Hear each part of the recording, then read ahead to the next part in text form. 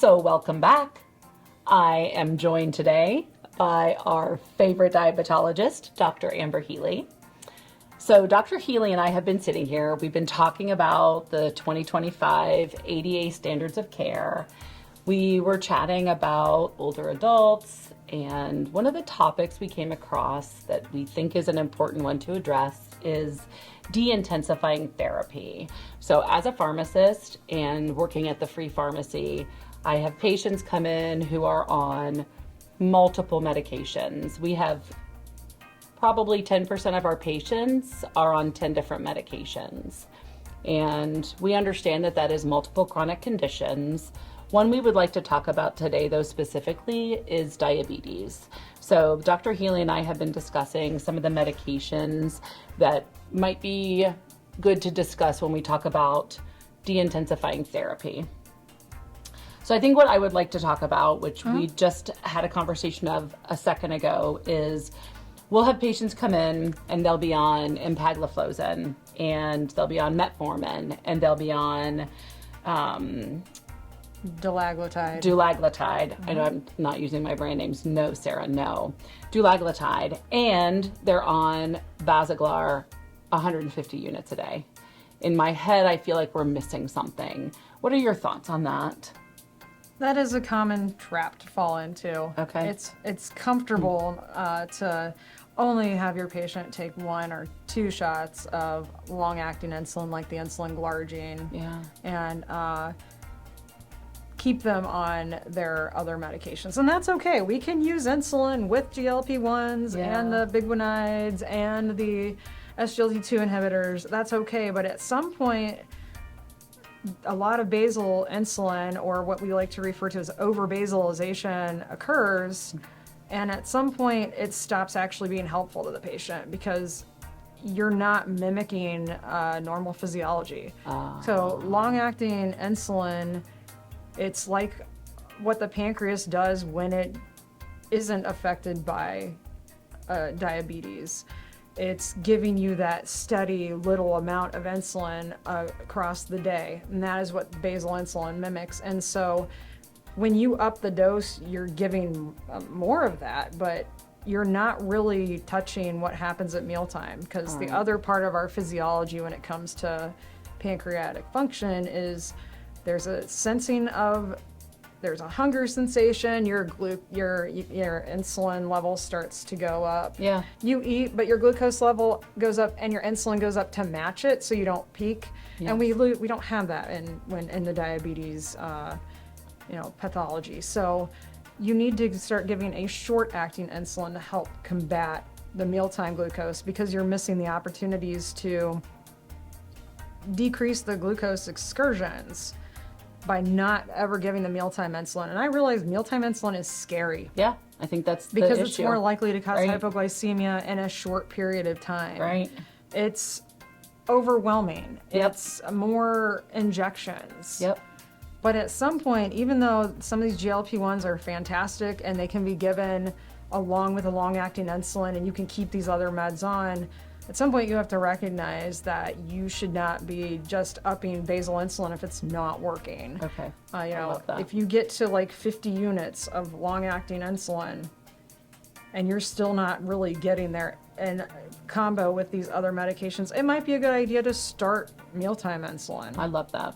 And That's sometimes really I'll do it a helpful. little bit earlier because you awesome. need that match Awesome. to look more like what your pancreas would do. I love that. So that's great. That was a great discussion on over-basalization and maybe thinking of that 50 unit top level potentially as a number to maybe start visiting mealtime so you can mimic what's happening in your system. And that's not a hard and fast rule. I mean, you Sure. have to look at the person in Sure. front of you. I mean, like, and Sure. if you want to do it weight-based,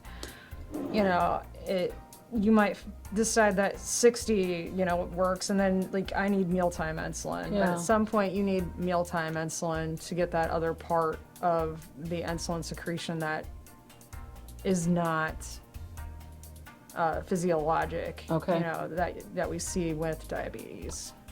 Let's continue to talk about that physiologic function of diabetes and secretagogues. So our class of secretagogues that we talk about one of the classes of sulfonylureas is one we see commonly because they are inexpensive. Right. What are your thoughts on that? Continuing on that, if someone's on insulin or if they're on other medications for type 2 diabetes?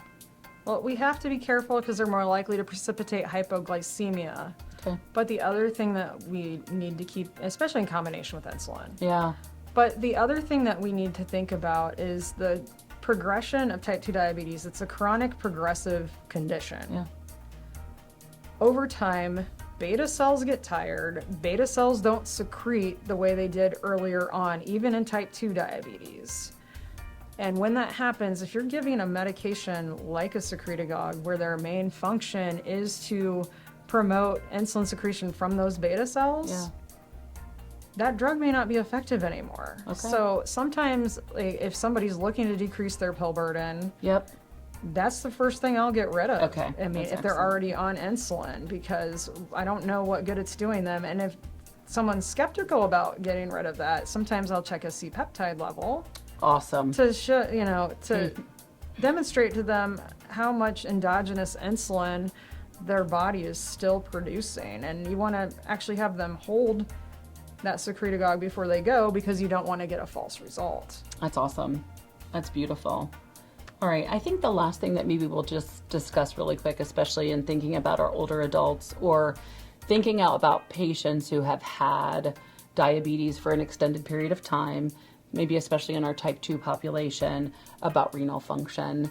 And I think about some of the medications that need to be monitored for renal function and whether or not those are still appropriate or if they are still working. So in my head, I'm thinking of metformin or some of the SGLT2s and maybe even insulin. So what are your thoughts on that? Well, with metformin, it's well known that when the GFR drops below 30, it's probably not a good idea to continue it, because you're increasing the chances of that patient having lactic acidosis. Okay. Another method to think about would be even the DPP4s. Oh yeah, like excellent. You need sitagliptin, for example. Like if someone has completely normal renal function, 100 milligrams is perfectly appropriate. Yep. But once that GFR drops below 50, you need to consider 50. Okay. And below 25, not below 25, below 30. Okay. You might want to be at 25, but if they go on dialysis, you probably should just stop it. Okay. Okay. But then you can also consider, if you've got linagliptin, that is only cleared through the liver instead of the kidneys, you could alternatively keep them on that and not worry about the renal function. If that class of medication is working well for that patient. Okay, that's great.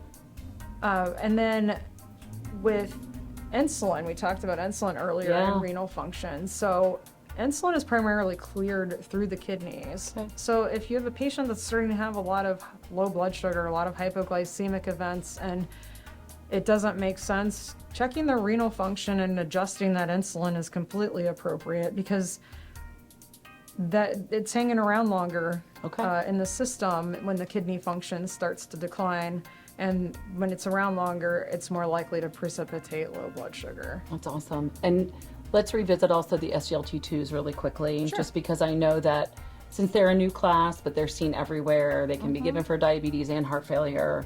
They're pretty popular right now. And despite the cost, they're still a really good medication. So what are our renal function limits for the SGLT2s?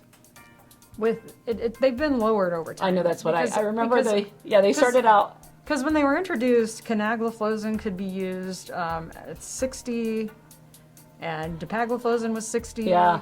And empagliflozin was 45. Yeah, it always started out lower. Yeah. So empagliflozin, you can use all the way down to a GFR of 20, especially in your heart failure patients. Okay. I believe the other two, it's 30. Okay. So still pretty low. So that's a lot lower than we were at, because they've been shown to slow the progression of diabetes-associated kidney disease. And they have their cardiac benefits and glucose benefits. But it's good to be mindful of where that's a benefit to keep that medication. Exactly. I really appreciate this discussion today, and maybe we could even talk a little more sometime about some other medications. Is there anything else, though, that you think is important to talk about when we're talking about deprescribing? that you can think of right now?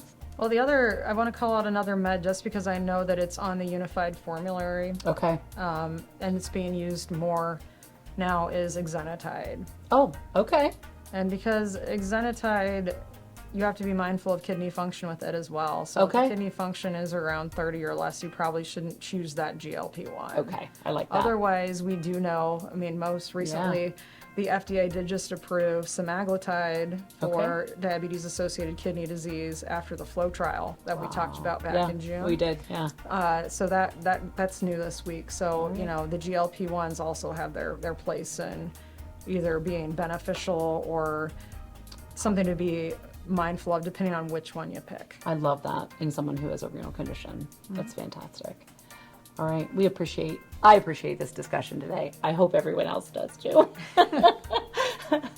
So this was a discussion on de-intensifying therapy and using our 2025 ADA guidelines as a basis for that.